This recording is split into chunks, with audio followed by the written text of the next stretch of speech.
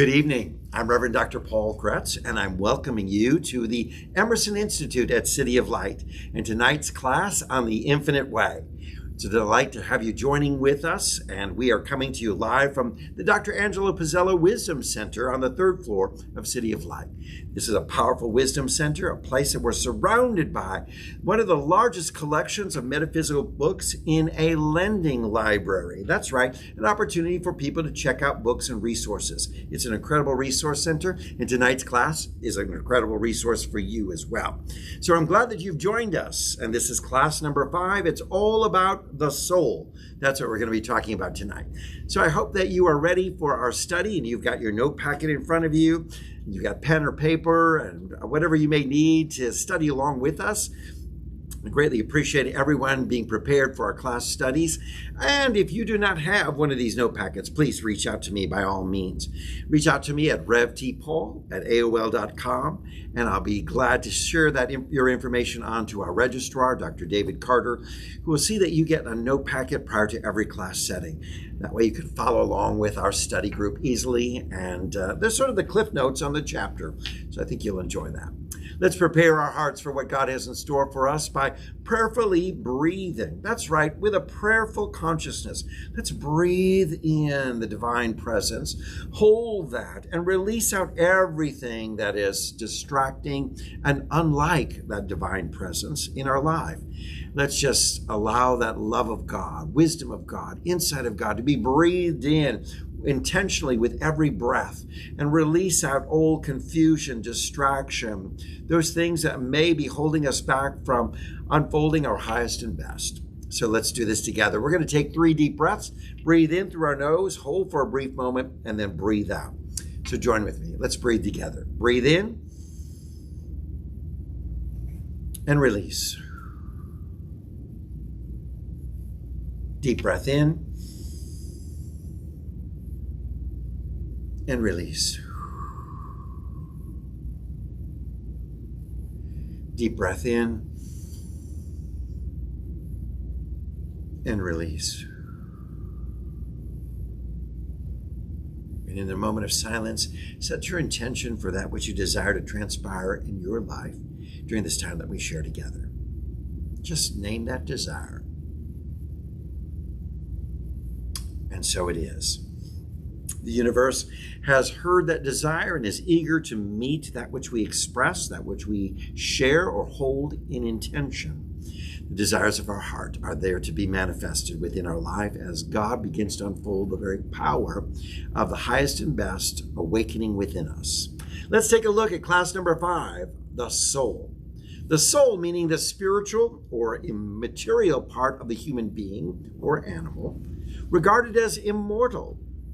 The principle of life, feeling, thought, and action in humans regarded as a distinct entity separate from the body and commonly held to be separable in existence from the body, that the spiritual part of humans as a distinct part of the physical part or apart from the physical part.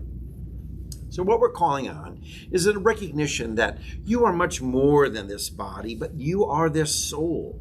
And what a shift it is when we begin to think from the soul perspective versus the physical or the body perspective about everything in life.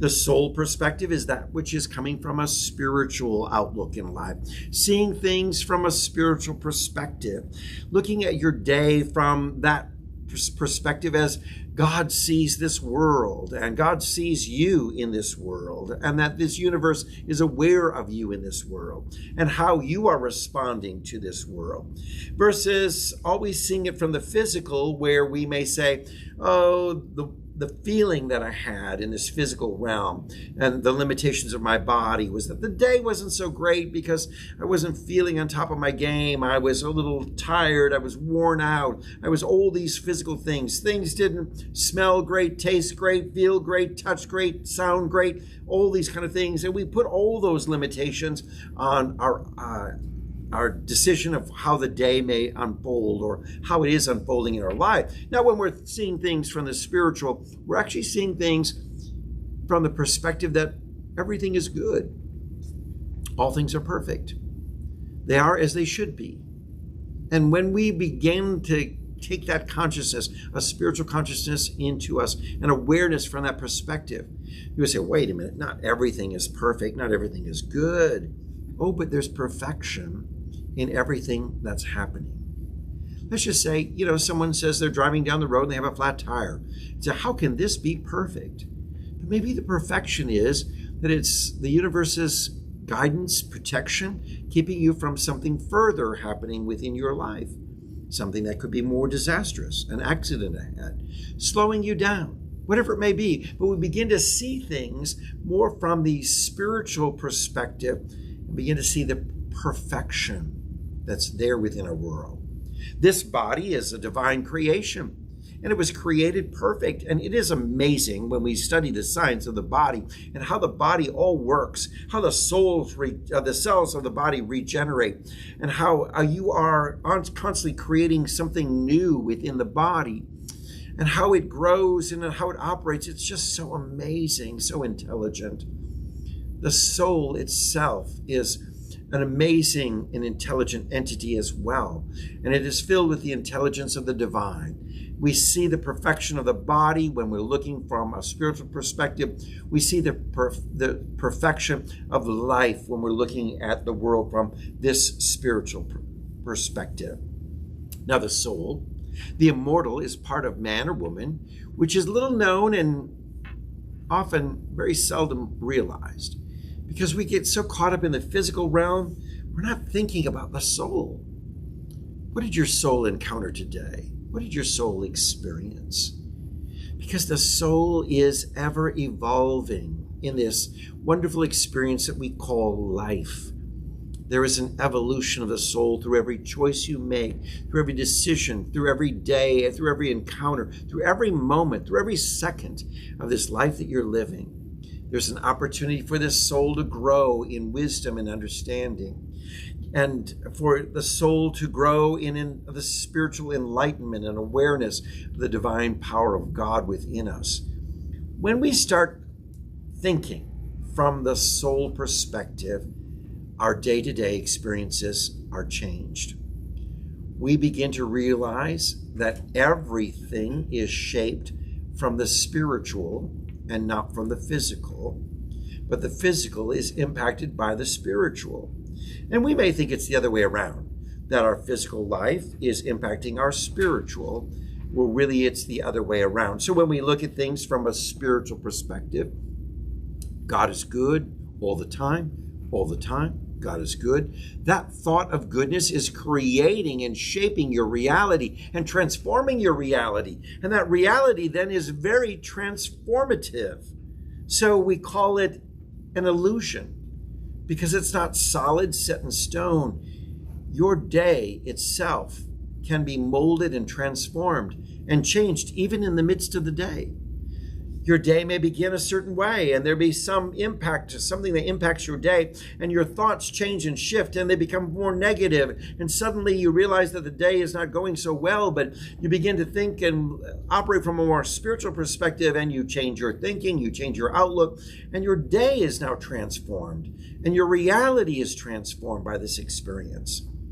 So this is why the author is bringing out the importance of us beginning to see ourselves from the soul perspective versus simply the physical perspective. Often it is those who go through great sorrow that break through the midst of the material sense to the recesses of their innermost being, where they discover the soul or the reality of being.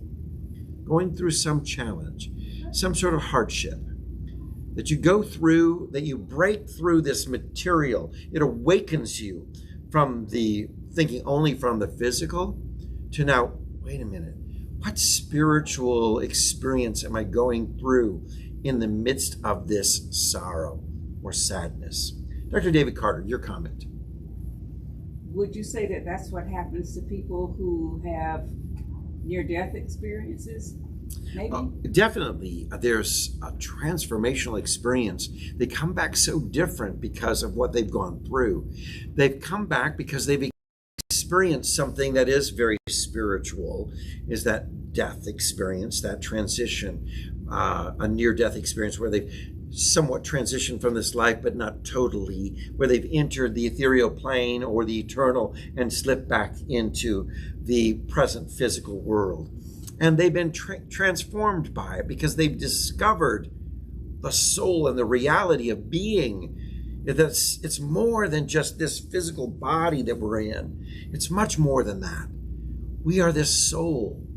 We look so much to one another and defining each other by the body and the shape of the body, how the body looks, its form, versus looking to the energy and presence of the soul, and that is of the divine within one another. When's the last time you really stopped to look at someone and said, I want to see your essence. I want to know your soul. This week, I'll be celebrating, if you can call it celebrating, and I like to, the passing of my beloved Robert, my life partner of 21 years. This September 16th would be 6 months of his passing. And I was looking back at some photographs, and there was a picture I had taken of him just about 2 weeks before he passed. A body very frail, bandaged, just full of cancer, and very frail, at that time probably 80 pounds. And you know what? I'd never seen him as something that was shocking. I just saw the beauty of him all the time. I always thought he was handsome, even in those moments. And I looked at this picture like, oh, wow, I had forgotten, because his essence, his soul had gone on and left, and it wasn't with me. But I was looking now solely at a photograph of the body. On the day-to-day experience of taking care of him every single day, I encountered his soul. I loved his essence. I loved his true being. The body was whatever.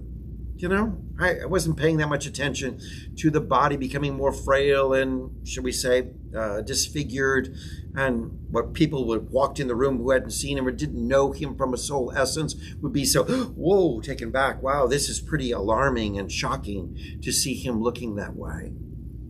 But I saw him as beautiful all the time because I was so connected to the soul. And it was only when I looked at these pictures where the soul wasn't there, I was like, wow, whoa, he was quite disformed, disfigured, frail. Yes, I saw that on a day-to-day basis in the physical, but what I saw more, deep in, was the beauty of his soul, the spirit of who he really was, And in those final moments of his life, when he had slipped into eternity, transitioned, I just spoke to the soul and said, you go, Robert, go, and enjoy eternity and being free from this physical body. And I just felt this separation. The soul was no longer in that body. That was not who he was at all, or who he had ever been. He had always been the soul. The body was simply the, shall I say, Tupperware container that held the soul. It was that container that formed, that the soul had dwelled in. It was the temple, that's all. It was a structure, a building, shall we say, the temple of the soul. And how distinctly different it was to look at the body void of the soul. It was like, wow, that's just the body. But to be with the soul united in the body, oh, the essence of the soul was radiating and coming through and beautiful, and that was the connection that we shared. So I invite you to seek out spiritual eyes that may call forth seeing the soul of one another and foregoing just the limitations of the physical body, but to claim the ability to see the energy, shall we say, the very essence of the person who you are in relationship with or share friendships with or in community with. So what we want to enjoy in this experience is seeing the God within one another, the God in us, and seeing it in someone else, seeing the essence of the divine. It's that namaste. The God in me sees the God in you, and how powerful that is in our lives. You know, I growing up and maturing in the years and living in Africa were truly maturing years for me. And there, quite often, you know, people would talk about the energy or the soul of another person. And Westerners were so confused by this because they would talk about, oh, did you see the lady with the very energetic, positive, upbeat spirit? Well, which one was she? Was she the one with dark hair? Was she the one wearing this dress or that dress? Was she the tall one or the heavyset one? Was she the one that had brown eyes or this or looked that way or was wearing something particular? You see, everyone was looking from the physical, but the invitation was to see and be in tune with the energy of one another. I'd love to have an experience where our first encounter with our friends or people that we know or acquaintances would be in a dark room where we would just listen and hear their voice and not see their physical appearance, but be so in tune with the energy of who they are. We begin to see and experience them from the soul perspective versus the physical. And then turn the lights on and say, wow, the person that you thought was beautiful, were they beautiful in the dark? And were they beautiful in the light? You see, when we're tuned to the soul, those that we saw them as beautiful in the dark are beautiful in the light. And when we judge people only from the light, we have a hard time really seeing deep into the true essence of who they are. So the five senses often distract us from understanding the soul, and they keep us focused on the material state of consciousness. The discords and the disease and all this kind of stuff and the lack. And these are merely an illusion, though naturally, seemingly very real to the senses. That's again where we say, you know, this horrible day I'm going through, I'm so attuned to this anger and frustration and fear and lack and separation and all that I'm going through. My body is so in tune from the physical experiences, the five senses.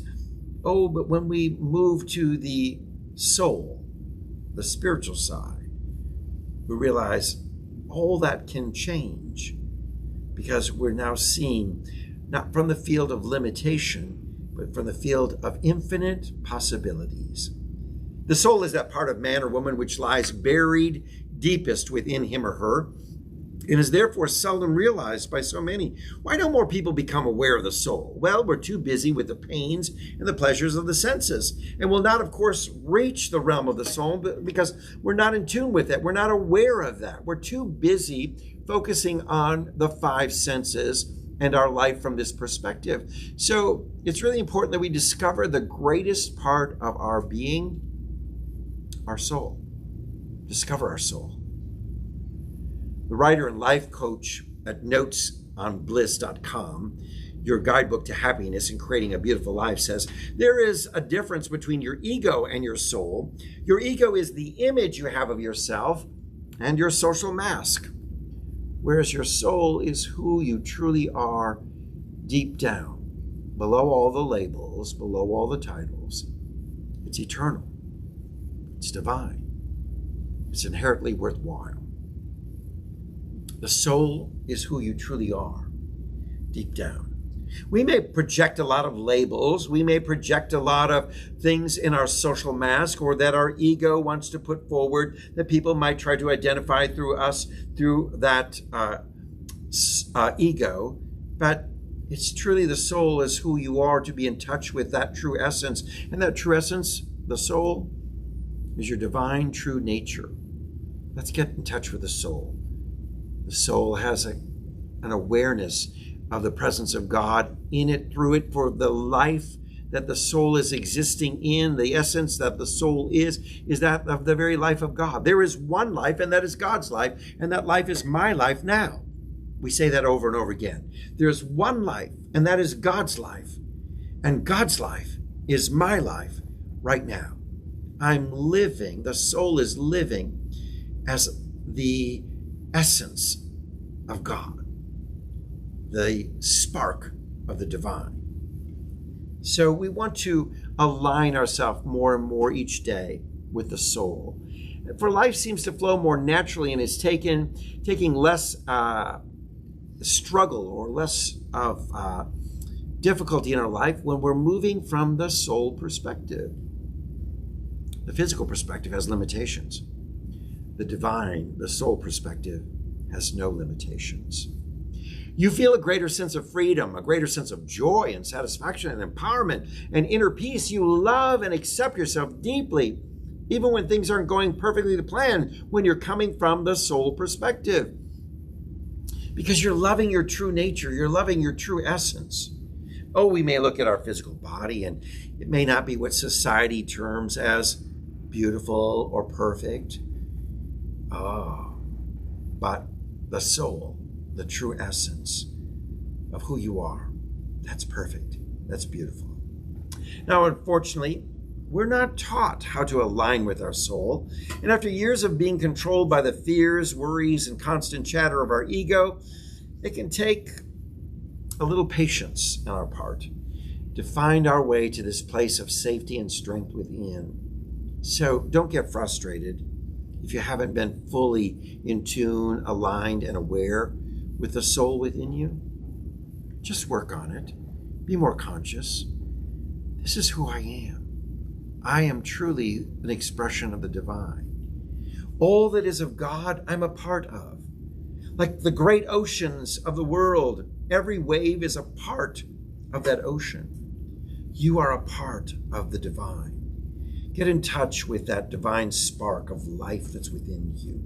Get in touch with that true essence and begin to see and live your world from that spiritual perspective. It'll change everything. Now, here's 10 ways to get more in touch with your soul. Making time for one or two of them each week can help create a profound impact on your happiness as well as your well-being and your life. So let's get in touch with our soul. First, spend some time in nature. You know, nature can have such a calming effect, and it reminds us to really slow down, take deep breaths, soak up the present moment. Go for a hike in the woods, run on the beach, lay in the grass and just feel the essence of the ground. Do some stretches by the water and listen to the waves, whatever it may be, but let nature allow its calming effect to permeate your life and that you become more aware and in tune with that which is your true nature. Nature helping you discover your true nature. How about taking time to write a soul journal? It's like writing a traditional diary, only you're going deeper. You pose some questions to your soul, such as, soul, where am I stuck? What's preventing me from achieving my dreams? Then you write down your immediate thoughts, these thoughts that come to you just like that, these thoughts and feelings, and begin to write them and express them without any kind of censorship to see what inner wisdom is rising from you, because it's amazing. In your stillness, when you ask these questions, the answers begin to rise. Quite often, when people come for counseling or guidance to me as a pastor, I just listen and in silence allow people to process, think, for they already know the answer. They're just looking for someone to offer the opportunity for them to process it out, to release it, to allow it to come to the surface. So quite often, it's not like they're coming seeking some great answer when they know the answer. I'm just providing the vehicle or the opportunity for them to allow that inner wisdom to arise within them. How about schedule solo dates? We can be so busy ticking off to-do lists and catching up with others that we forget to check in with ourselves. So schedule a weekly solo expedition to get you to know yourself better. Take yourself out for coffee. That's right. Visit a gallery exhibition or read a book or take a creative class or take an Emerson Institute class. Visit a new part of town. Do something different, but maybe do a little solo expedition where it's just you and you're discovering what is it you enjoy, what's your bliss, what brings you peace and happiness, what makes you content, who are you, and really discovering that. We're going deeper and deeper into getting in tune with the soul. How about take a yoga class? Because yoga is a beautiful way to align your mind with your body. And as you focus your attention on your breathing and positioning, you get a chance to silence your mind and cultivate a lasting sense of inner peace to carry you through the rest of the day. So maybe a yoga class is not your thing, but how about just cultivating a connection between mind and your body?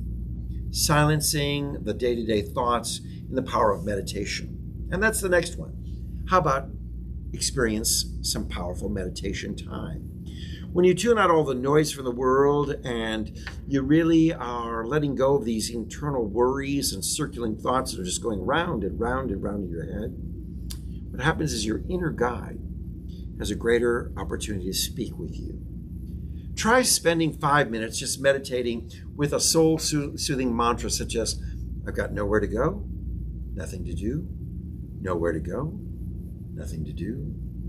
And just bring yourself into this, not like, oh, I got to go in 5 minutes, I got to go here, I got things to do, I got to, how our mind can be so ADD in our world today. I have nowhere to go and nothing to do, but just be in this moment. Quiet yourself down. In the stillness, in the silence, is when great wisdom is revealed. Things can rise to the surface in those moments. You can get in touch with your soul through travel, because it could be as simple as taking a new route to work or, booking a trip, an excursion just out of town. Either way, what happens is you can mix up your routine, and that's the key thing, and experience something new. Shake yourself free from your comfort zone and old habits. This gives you a chance to learn your intuition and your inner guide more.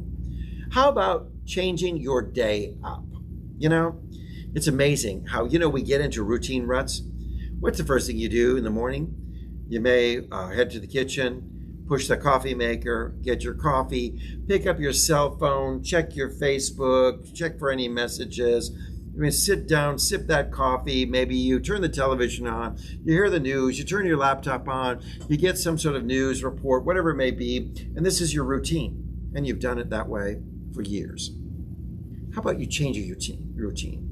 How about, change, instead of coffee, something else? How about sitting in a different room, going to a different place, sit outside, maybe postpone that time with your cell phone and set it aside and pick up a book or do something different. But either way, what we're doing is mixing up our routine and we're experiencing something new in our life. How about going to a restaurant, ordering something new? Go crazy. Instead of, hamburger and French fries, do something wild and crazy. Order shrimp, or do something different. Have, instead of always the same old, it's about mixing up your routine that enables you to experience life and in new ways. And that's getting you to be more in tune with the soul. How about take some long walks? That can do wonders to clear your mind. And pay attention to what's around you and see everything through the eyes of awe and appreciation, because, there's so many times that you are living in a world, and when you actually take a long walk and you're really in tune with the moment, it's amazing what you can discover that you didn't see before. You didn't notice. Oh, I didn't notice that house, or I didn't notice that flower bed, or I didn't notice this tree was here, or I didn't notice how the seasons were changing. Right? All these kind of things, you become more in tune and more aware of your circumstances around you.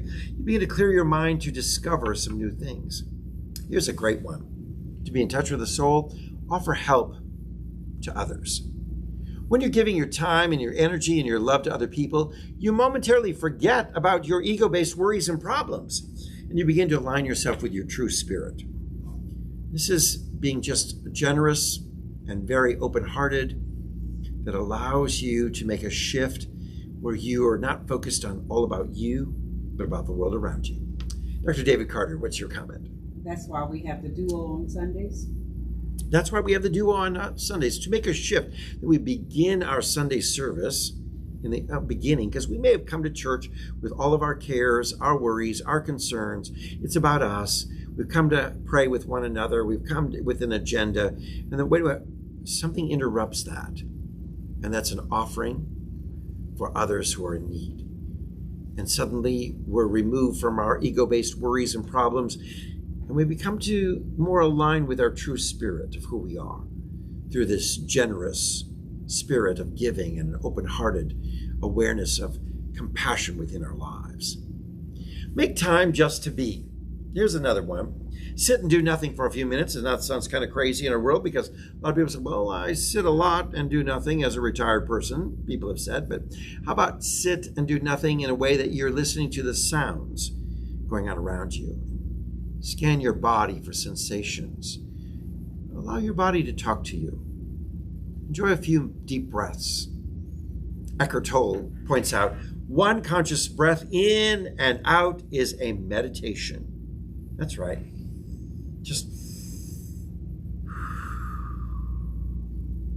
Just being so aware of this moment as you breathe in and breathe out. Now, you lose yourself in something you love. Lose yourself. You could be dancing or cooking or writing or running or painting or just a number of things. Maybe you've got a hobby or some sort of creative outlet, but when you're caught up in something you really love, you know what happens? Your mind goes quiet and your soul takes over, because the soul is extremely creative. It's beautiful. It's freeing. It's feeling something that's just liberating. And we're doing something that we should all strive to experience more often. And that is this liberation where we become distracted from all the cares of this world. And we're just expressing and being creative. We're doing something that we love. Now, the soul is the greater power than anything that's found within the human body. Some greater power than can be found in the human body or thought must be tapped to give us this happiness and harmony and peace. It's truly our birthright.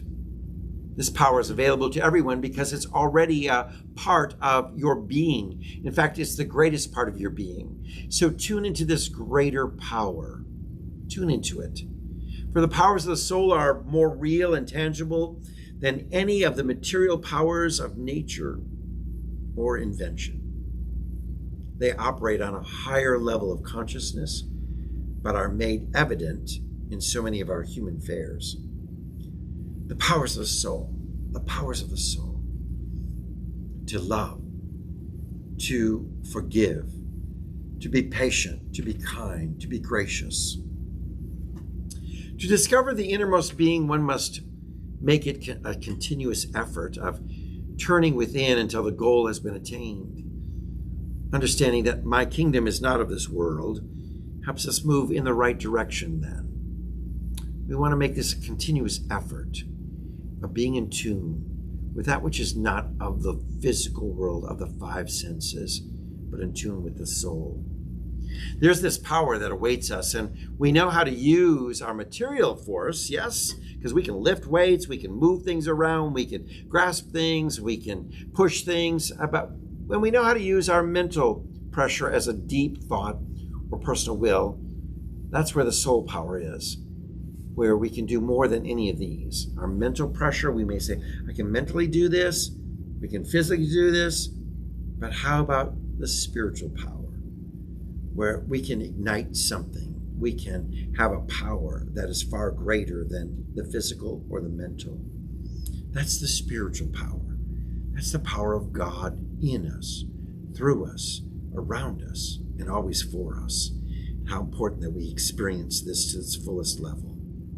Now, perhaps the reason more people are not interested in this subject is that this great reservoir of power resident in our soul cannot be used for selfish purposes. So we're not tapping into it for selfish reasons, but we're tapping into the power and energy of the soul to be a light of good, a light that shines brightly, revealing the glory of God. We only become aware of the presence of the soul when we have freed ourselves from these selfish desires, and how important it is that we spend some time liberating ourselves from all the desires of our ego. It's good to live a good life, but we can do this without taking thought for ourselves or our supply or even our health. We give up on the effort and desire to get, and I got to achieve, and I got to accomplish, and I've got to come more and more into this consciousness of desiring to fulfill my destiny in earth. But really, what we want to do is just become aware of this presence, free of any selfish desire. Let God fulfill its destiny through us, or as us. And as we do, we really find all things then are added to us. So I want to encourage you, use your mind.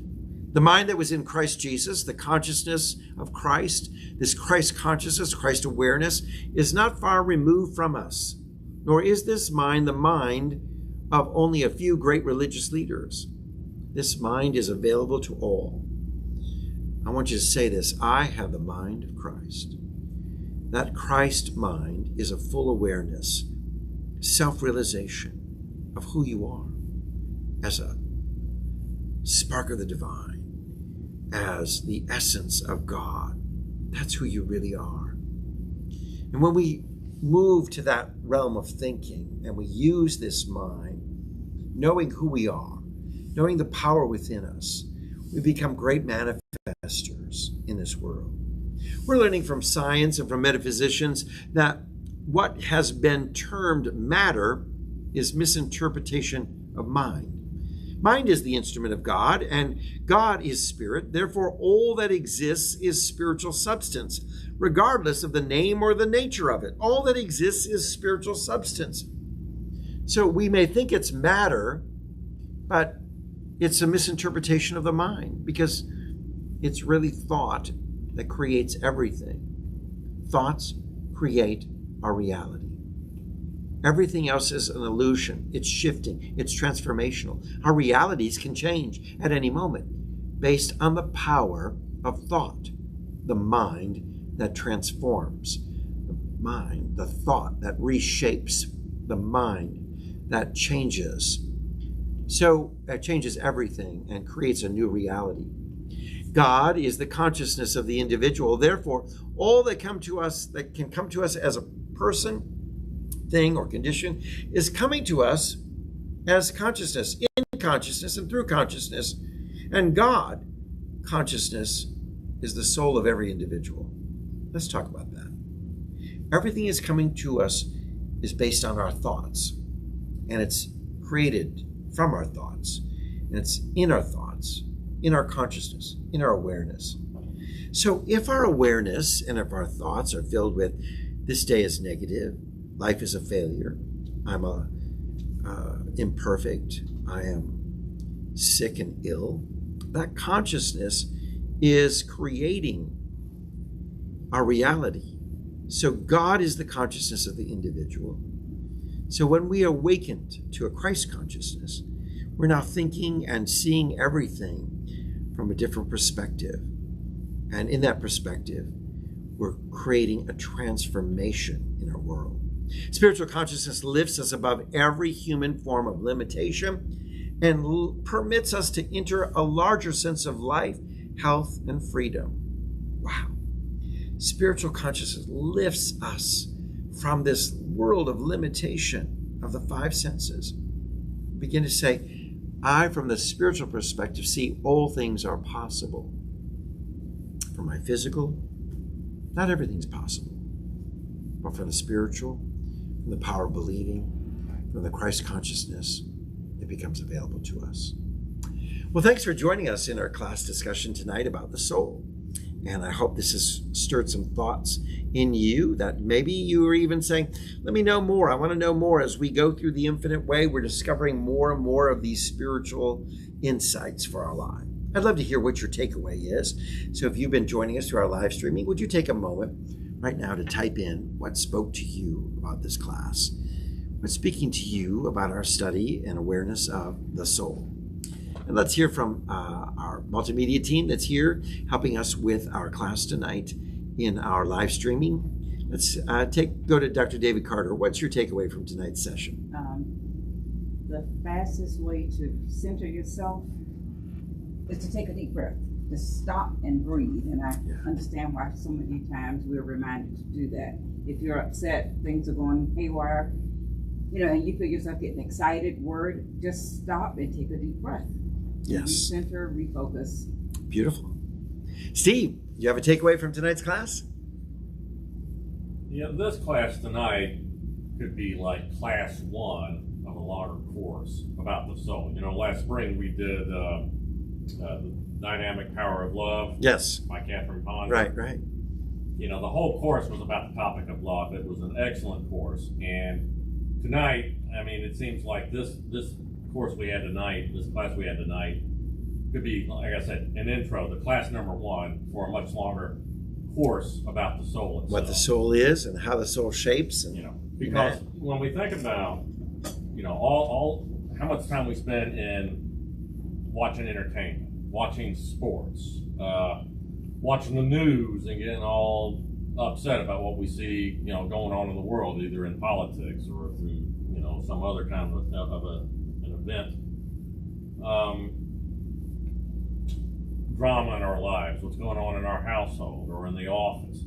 All this is all built up by the ego for one purpose, which is to keep us from looking at our soul. And when we finally take a moment or have that moment, that epiphany of, well, you're right, what's important is I need what's going on with my soul. Do I even have a soul?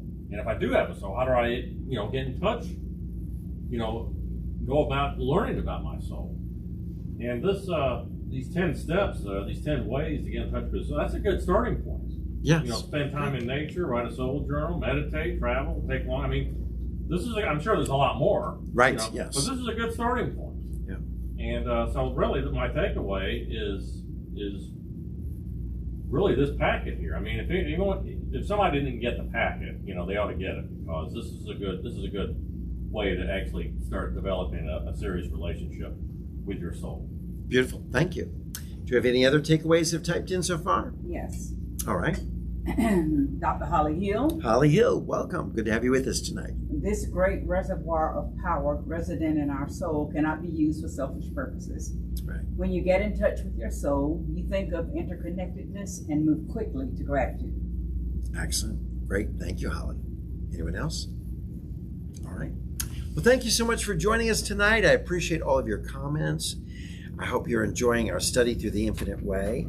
And we're going to continue on next Tuesday. I'll see you at 6 p.m., our new time for the new fall season. And we're encouraging everyone to tune in. If you can, join us for live streaming. If you're not available at 6, well, you can join us for any time that's convenient for you. You can certainly find all of our classes on our YouTube channel, City of Light Atlanta. What you do is just type in YouTube. When it opens up in the search engine, search box, just type in City of Light Atlanta. It'll take you right there. You'll see some pictures, maybe a large circle with a C in it. Click on that. That'll take you even further in and let you know more and more about all the opportunities of classes, services, and workshops that you can view there. So if you miss anything, you can always catch up with us. Appreciate that. And also join us viewing through our Facebook pages. My page, Timothy Paul Gerald Gretz, as well as the City of Light marketing page. Both those are places where you can tune into our classes and find them listed as you page on down. God bless you. I know you're going to have a great week. And in that knowing, I know something powerful is going to unfold for your life, because I'm claiming that and believing with you. Now, if you've enjoyed tonight's class and you felt like this is worthwhile for my life and very transformational, well, hey, how about sharing in the spirit of giving and generosity? You can go to our website at www.cityoflightatlanta.com, offer your gift, make a donation, and that will go towards the work of the Emerson Institute and our ongoing teaching that's bringing about spiritual enrichment in so many people's lives. Our faith is only as strong as our level of understanding. If we don't understand, we have very weak faith. But I'm here to help you to grow that understanding, to grow that faith, to enlarge it, that you too may move mountains. God bless you. I know you're going to have a great week. I'll see you next Tuesday.